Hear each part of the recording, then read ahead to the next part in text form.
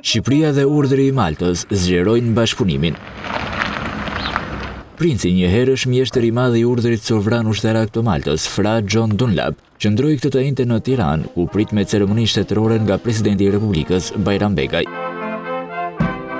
Në takimin kokë më kokë, Begaj e falenderoi Dunlap për ndihmën përmes projekteve për vendin tonë në fusha të ndryshme, si shëndetësia, arsimi, ndihma sociale, emergjencat dhe mbrojtja civile prej dekadash. Nga ana tjetër, princi i Maltës theksoi mbështetjen për integrimin e vendit në Bashkimin Evropian.